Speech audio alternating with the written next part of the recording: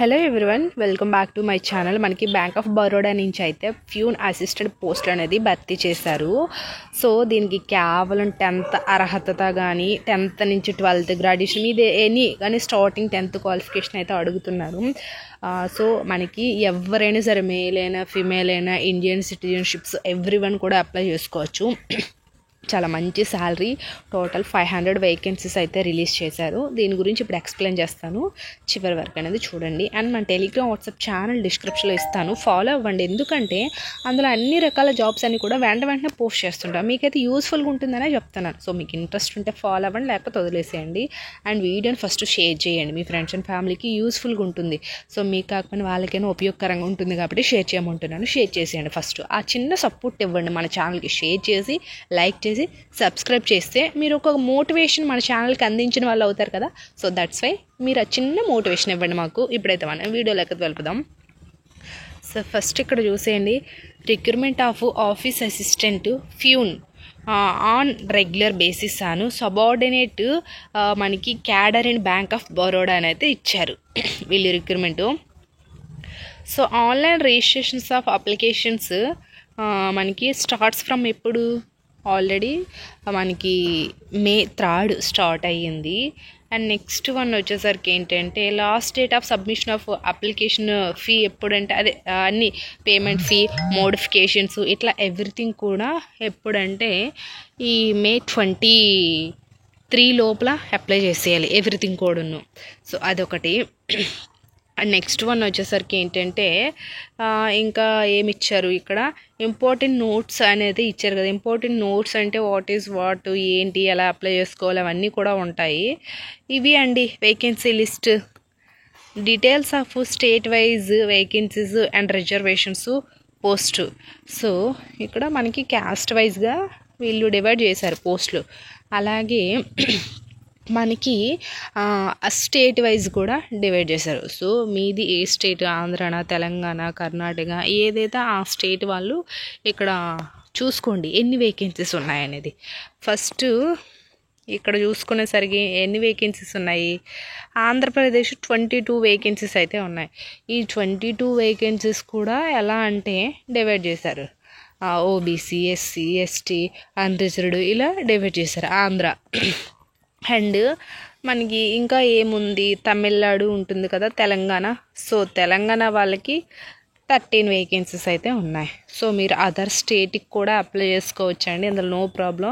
ఈ bank of Baroda అనేది మనకి టోటల్ ఇండియా వైజ్ ఉంటుంది కాబట్టి మీరు ఏ స్టేట్కైనా అప్లై చేసుకోవచ్చు. బట్ నేను ఏంటంటే జస్ట్ ఆంధ్ర, తెలంగాణ మాత్రమే చెప్పాను. ఇక్కడ టోటల్ వీళ్ళు మనకి 500 వేకెన్సీస్ అనేది రిలీజ్ చేశారు. ఈ 500 వేకెన్సీస్కి ఏ రాష్ట్రం వాళ్ళైనా, ఏ స్టేట్ వాళ్ళైనా అప్లై చేసుకోవచ్చు. ఇప్పుడు మీది తెలంగాణ అనుకోండి, మహారాష్ట్రలో ఎక్కువ వేకెన్సీస్ ఉన్నాయి. సో అక్కడికి అప్లై చేసుకోవచ్చు అంటే చేసుకోవచ్చు.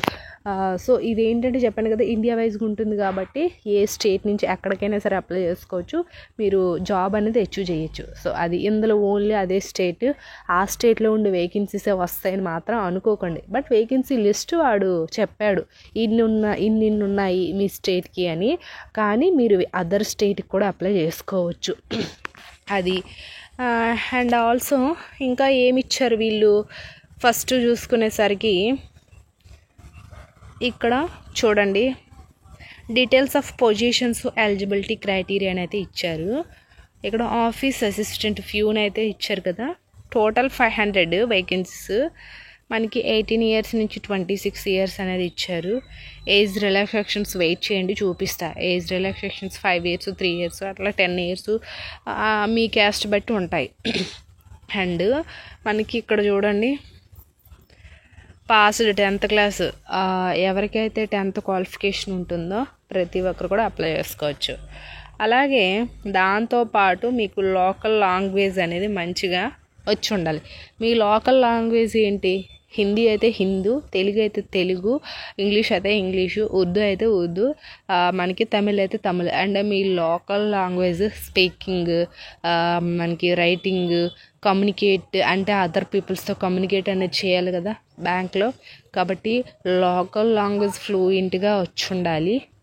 సో అదొకటి వీళ్ళైతే మెన్షన్ చేశారు. అండ్ నెక్స్ట్ వన్ వచ్చేసరికి ఏంటంటే మీకు ఇంకేమైనా ఇంకా అదర్ లాంగ్వేజ్ వస్తే మీకే బెనిఫిట్, అది ఒకటి చెప్పారు వీళ్ళు. సో అది స్కేల్ పే మనకి పర్ మంత్ రెమ్యునేషన్స్ ఎంత ఇస్తారంటే 37,000, అంటే లైక్ మనకి నార్మల్గా 38K వరకు కూడా వస్తుంది.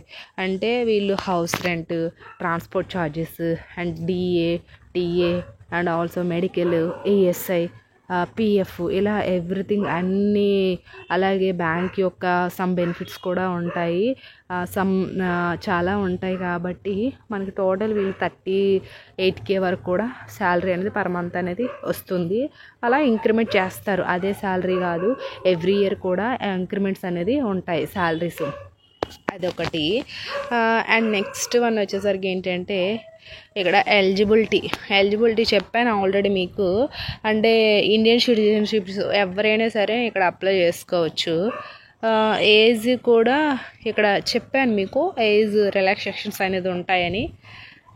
ఎస్సీ ఎస్టీ వాళ్ళకి 5 years, ఓబీసీ వాళ్ళకి 3 years, PW candidates 10 years, ex service mens వాళ్ళకి ఏంటంటే 3 years.